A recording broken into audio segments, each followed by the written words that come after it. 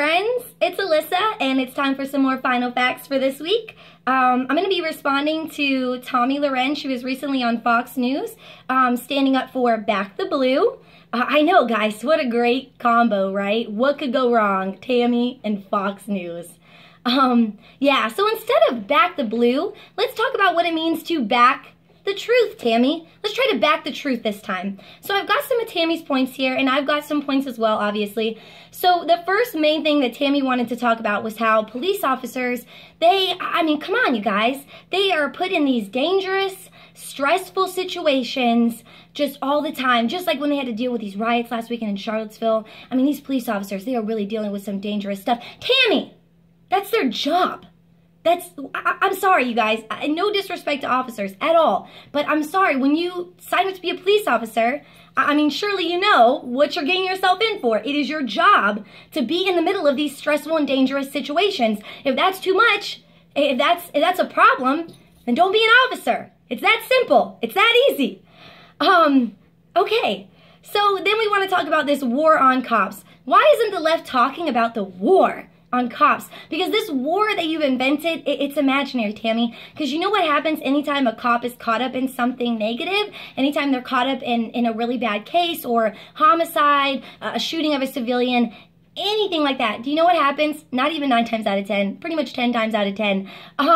There's no punishment and there's paid vacation. They avoid punishment, they get paid vacation. So what war on cops, Tammy? What war? I'm having a hard time understanding you on this. And then, again, you want to bring up, you know, that this war on cops has started because celebrities, people like Beyonce and Colin, are against police and standing up against police. First off, you know, I'm pretty sure regardless of your celebrity status, just like you, Tammy, these people all have the right to speak up and use their freedom of speech and say whatever they want to say. Because I thought this was America. You know? Or is it only okay, it's only okay when they say stuff that you agree with, Tammy, then it's okay. But you know what? Again, I don't know why it's so hard for you to understand, like any of you guys to understand that we are not against police. What we are against is police brutality. And there is a difference, and it must be recognized for anything to change. So moving on, again, Tammy wanted to talk about how police officers feel that resentment now, and they feel that hate for simply doing their jobs. Guess what, Tammy? People of color feel resentment and hate every single second of every day of their lives just because of the color of their skin or their background or who they are. And you know what? A police officer, when they go home, they can take that damn uniform off, okay? It's an occupation. It's an occupation. You know, but a person of color can't take off their skin. They can't be someone else. They're going to get persecuted for that every second of every day in their lives. But sure, why not? Why not try to make that a valid point, Tammy? And then, oh my God, love this, love this. Tammy said, I'm going to do it word for word here. Many of my friends are police officers. They feel this. The sad part is they can't say anything about it, but I can. Bitch, what the fuck? Me too! People of color, their experiences are all pushed away as if they're not valid. And they go through these things and people like you make it seem like, you know, oppression's perceived or something like that. But you know what? You listen to me because I'm white. So here we go. Let me just use that privilege. Me too, dude. Trying to do the same thing. Except I'm doing it for like actual like Americans, for patriotic reasons. And you're doing it just to keep systematic oppression in place. Good job, Tammy. Good job. Okay, and then she wanted to talk about how, she said, was talking about how when maintaining law and order is seen as racial oppression, you have a problem. What? What? No one is talking about maintaining law and order being racial oppression. We are talking about how police officers and how our justice system is set up, how officers conduct themselves. It goes into oppression. It's like hand in hand with oppression. It feeds into it. And, you know, if you don't want to believe me, and again, I'm sorry I don't have this memorized. I just want to make sure I don't get anything right. But let's go over some facts because Tommy thinks that the goal is lawlessness. Tammy, the goal is not lawlessness. The goal is equality. And you keep missing this basic thing. And she says, officers are here to protect everyone. No, they aren't. That's the problem. They only protect certain groups by and large. So let's go over some statistics real quick. Again, 7 745 people have been killed by police officers so far in 2017, making it on page for being the most deadliest year ever measured. And Tomi says that under Trump, this is getting better. It's getting better, Tammy? Then why do we have the highest number on record of police killing civilians if it's getting better? Half of all police officers have actually reported that it's common for officers to turn a blind eye when they see misconduct from their coworkers. Half.